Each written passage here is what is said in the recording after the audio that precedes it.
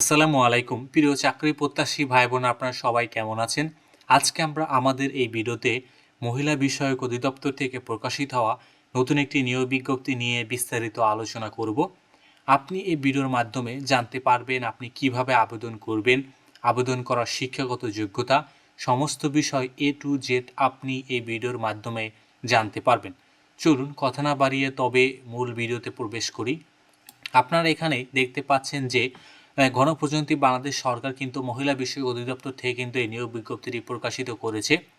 এখানে কিন্তু তারা মূলত প্রায় 5 থেকে 7টি পদে তারা কিন্তু মূলত লোক নেবেন। মহিলা বিষয়ক অধিদপ্তরে রাজস্ব খাতভুক্ত নিম্নবর্ণিত পদসমূহে সরাসরি সম্পূর্ণ অস্থায়ী ভিত্তিতে জনবল নিয়োগের লক্ষ্যে পদের পার্শ্বে বর্ণিত শর্তে প্রকৃত বাংলাদেশি নাগরিকদের নিকট হতে কিন্তু তারা অনলাইনে আবেদন কিন্তু আহ্বান করেছেন। অনলাইন ব্যতীত কোনো আবেদন কিন্তু গ্রহণযোগ্য হবে না।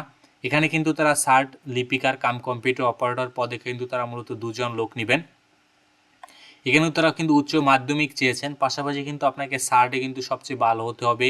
ইংরেজির ক্ষেত্রে কিন্তু 80 এবং টাইপিংয়ে কিন্তু 30, বাংলাতে কিন্তু সার্টে 50, টাইপিংয়ে 25 কিন্তু তারা এখানে চেয়েছেন।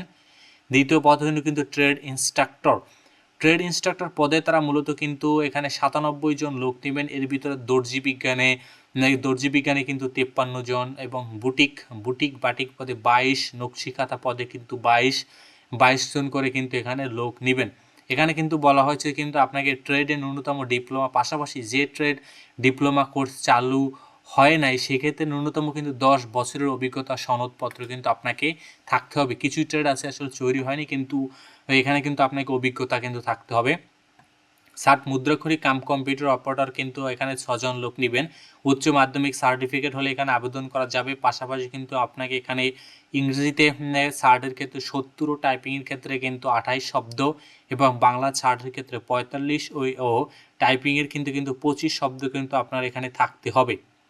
চতুর্থ পদ কিন্তু ডে কেয়ার ইনচার্জ পদে তারা কিন্তু মূলত প্রায় এখানে কিন্তু 25টি পদ রয়েছে ডে কেয়ার ইনচার্জ। এখানে কিন্তু এইচএসসি পাস অথবা এসএসসি পাস এবং শিশু যত্ন কর্মচারীতে আপনার কোনো স্বীকৃত বিশ্ববিদ্যালয় কিন্তু তারা এখানে প্রথমে বলেছে কিন্তু এইচএসসি, এরপর অথবা কিন্তু আপনাকে এসএসসি পাস এবং শিশু যত্ন কর্মচারী এবং নার্সারি অভিজ্ঞতা সম্পন্ন প্রার্থীদের কিন্তু তারা অগ্রাধিকার দেওয়া হবে। কেবলমাত্র মহিলা প্রার্থীদের কিন্তু এখানে বিবেচনা করা হবে ডে কেয়ারে, যেহেতু ডে কেয়ার ইনচার্জ হিসেবে আপনাকে। অফিস সহকারী কাম কম্পিউটার অপারেটর পদে তারা কিন্তু 166 জন লোক নেবেন। ন্যূনতম উচ্চ মাধ্যমিক সার্টিফিকেট পরীক্ষা উত্তীর্ণ হতে হবে। এখানে কিন্তু বলা হয়েছে ইংরেজিতে কিন্তু 28টি শব্দ, বাংলাতে 20টি শব্দ টাইপ করার মতো কিন্তু আপনাকে যোগ্যতা সম্পন্ন হতে হবে। অফিস সহায়ক পদে কিন্তু তারা মূলত 438 জন লোক নেবেন। ন্যূনতম কিন্তু 8ম পাস হলেই কিন্তু এখানে আপনি আবেদন করতে পারবেন।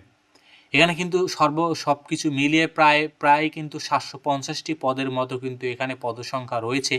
আপনারা যারা আবেদন করতে ইচ্ছুক আপনাদের কিন্তু বয়সসীমা অবশ্যই 18 থেকে 32 বছরের ভিতরে থাকতে হবে। এর বাইরে কিন্তু হলে আপনি এখানে আবেদন করতে পারবেন না। এখানে কিন্তু সাধারণত লিখিত পরীক্ষার মাধ্যমে কিন্তু আপনাদেরকে সিলেক্টেড করা হবে। পরবর্তীতে কিন্তু ব্যবহারিক এবং মৌখিক পরীক্ষার মাধ্যমে আপনাদেরকে ফাইনালি নির্বাচন করা হবে।